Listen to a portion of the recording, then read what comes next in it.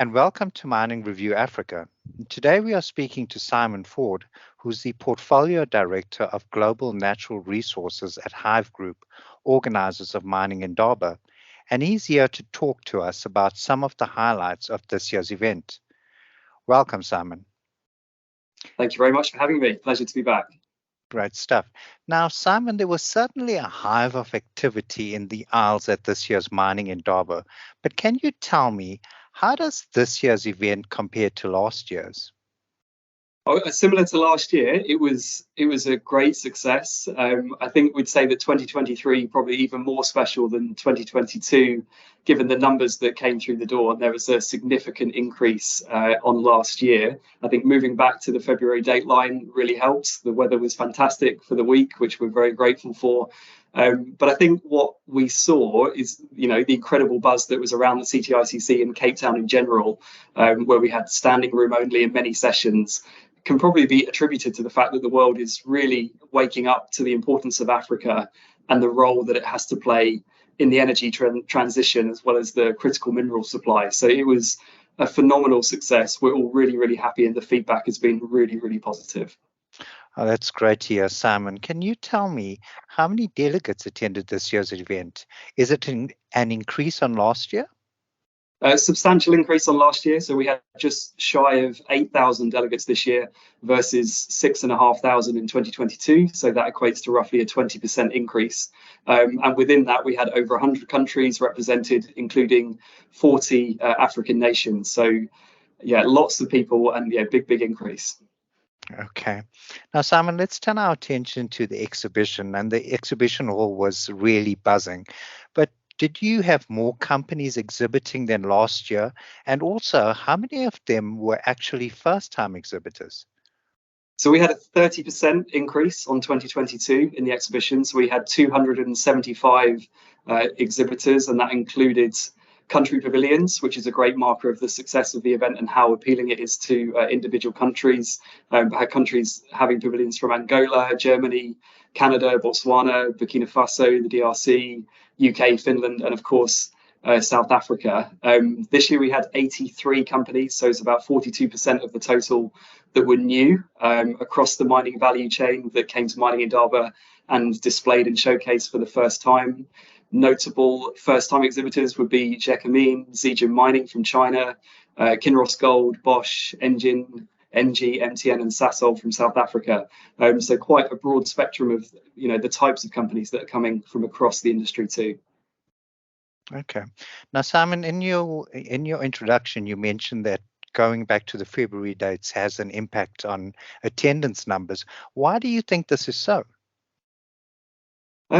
Four main reasons, I would say. So certainly returning to the traditional dates, everybody has Mining Indaba in their calendars to start in February. So returning to February certainly helped. I'd say number two is probably being the right side of the COVID pandemic. So less restrictions, greater desire to travel, and things being opened up a lot more across the globe. Number three, I'd say probably having a really, really strong lineup of speakers. So we know that obviously we had the two heads of state speak. We had people speaking from senior level government positions from around the world as well.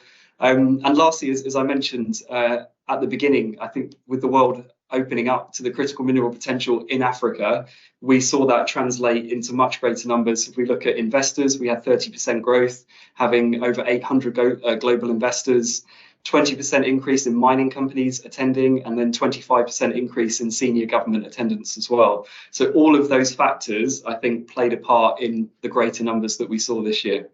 Okay, that's very interesting to note. Also interesting to note is something that was new on the agenda this year, and that's infratech. How was this received, and will you be continuing this theme next year?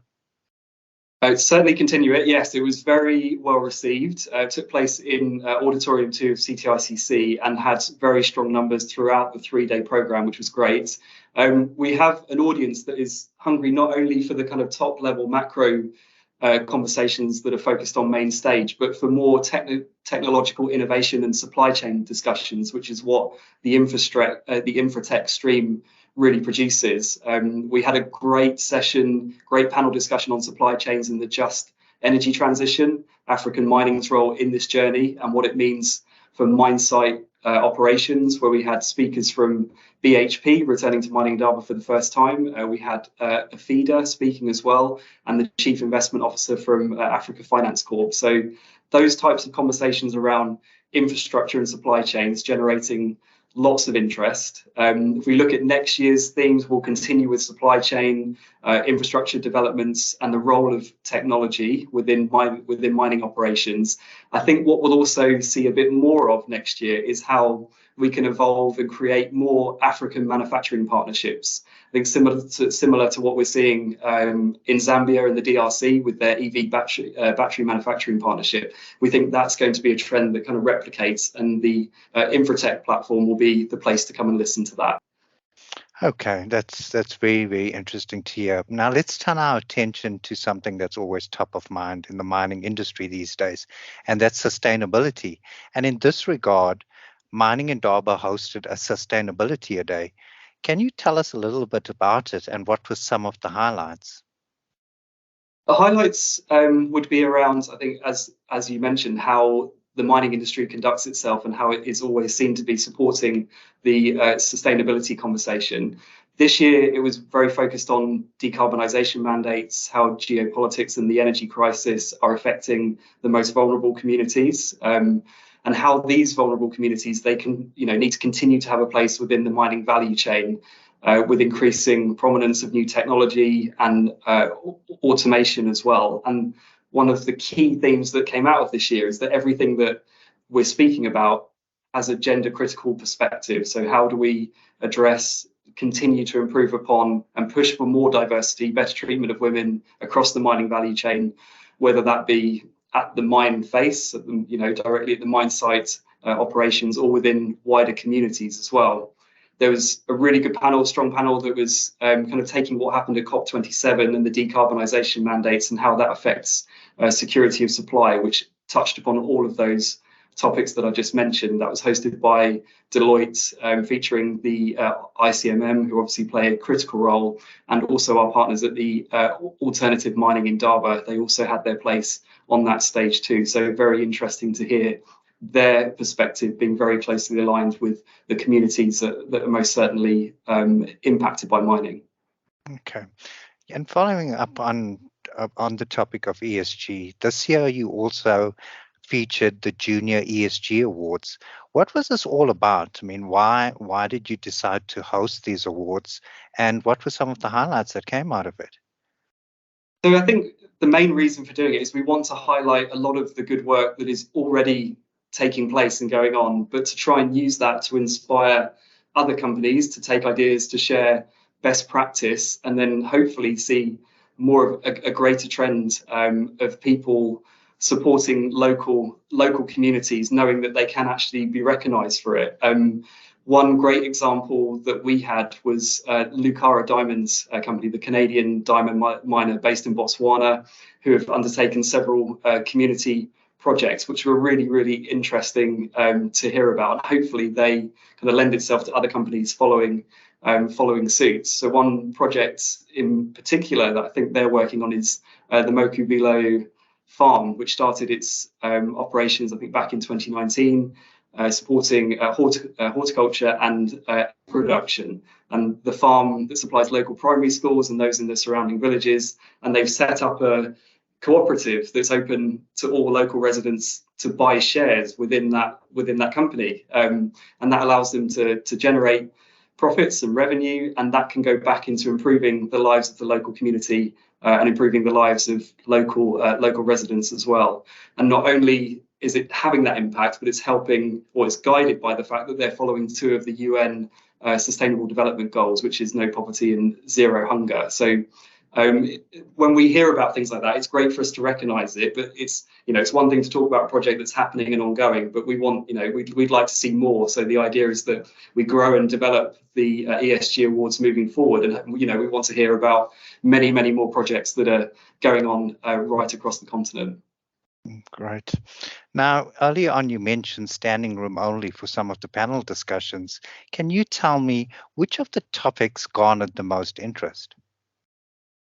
Energy seemed to really capture people's attention, and that's twofold. That's what Africa's role is in the energy transition, and what are the opportunities and challenges that need to be overcome to be able to capitalize on that, and then also the energy shortages and power generation that obviously impacts the operations of mine sites. So any panel discussion that touched upon this seemed to be really popular. We also had the fireside chat between Andre de Ruyter and Roger Baxter, so Eskom and Minerals Council represented there. And then also the coal session generated lots of interest, how this commodity it's seen renewed interest over the last kind of few months on the back of limited supply of power across key regions, including Europe. So that was quite interesting to see.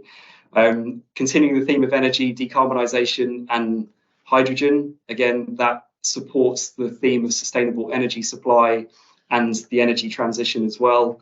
There was a great panel with Sven Renner, who's on the Extractives Global Programme Support for the World Bank, who spoke with a member of the senior team from Trafigura and the Global Battery Alliance, and they're talking about specifically copper, nickel and cobalt opportunities within Africa. Again, that links into the support of the global energy transition. So anything around energy supply and Africa's role in supporting the energy transition, yeah, definitely garnered lots of support.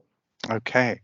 Now, Simon, once again, as you mentioned, various government officials, ministers, prime ministers, presidents attended the event, including an address by South Africa's own President Cyril Ramaphosa. Why is it so important to have government support for Mining Indaba? I think it might have been something we touched upon in a previous interview as well, but it's really what's going to drive and sustain long-term investment, and a lot of the responsibility for that sits within government. So how they can engage and set up attractive frameworks that are appealing to the investor community is really, really important. So the government takes responsibility for providing political stability, attractive regulation, fiscal frameworks. They are responsible for simplifying the application process, so there are no backlogs and things can be moved forward quickly. They need to support local content. They need to have regulation in place that supports that, and ESG, particularly the social aspects and how they can work with and to the benefit of local communities. So they play an incredibly important role shaping the industry. They've got to set the right environment and those markers in place to attract global investment, and making sure that they have those right frameworks in place. And because of that, a part of our strategy is to make sure that we're always inviting the most senior level government attendees. We had over 60 ministers this year. We had 2 heads of state, South Africa and the DRC, 30 ambassadors and high commissioners, extremely senior level representation from the EU and from the US. We had Undersecretary Jose Fernandez, who actually hosted on site at Mining Indaba the Mineral Security Partnership meeting. So it was 12 nations that are part of that group, including South Korea, Japan, France, the UK, Sweden, and Australia and more. But they also invited African nations into that room to have the conversations, knowing that they obviously have a critical role to play within that. So yeah, there is a real strong need and appetite to have senior level government officials on site, and that would be a strategy that we continue with for 2024 and also beyond. Okay, so Simon, let's look ahead to 2024, and Mining Indaba will be celebrating its 30th anniversary. What can people expect at next year's conference? Lots of celebrations. We certainly hope to celebrate in style. It's a big milestone for the event, and obviously we want to capitalise on the fact that we believe that we're at the beginning of the mining super cycle now, the metal super cycle, and we want to make sure that we align the events with the direction that the industry is going. One thing I think we will see more of, although we've got some work to do to get there to see if it actually comes through, but more end user involvement. So car manufacturers, big tech companies, people that are very much involved in the supply of minerals and critical minerals to their supply chains, and they also want to be more heavily involved at the mine site stage. So we would expect to see more of that. We'll be reconfiguring the hall slightly. We want to, maximise the amount of space that we have available to us at CTICC 1, potentially moving into CTICC 2 as well. Make sure we have the right number of stages with the right capacities, and importantly have the right amount of space for people to be networking. We'll look to improve our key metrics, so it's quality and volume of governments, investors, and mining companies. And maybe we might see some new African heads of state that will come and speak as well. We've had some interest already on site from the event, which says that there may be interest from other countries that might not necessarily have spoken before. But yeah, if you are involved in African mining, critical mineral supply, and user manufacturing, we think there's only going to be one place that you're going to be next February, and that's in Cape Town. Yeah, I'm sure a lot of people will be coming to that event, and it is indeed a milestone for the conference as well.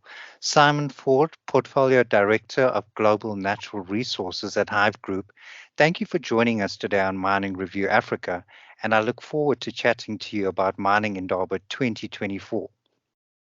Thank you.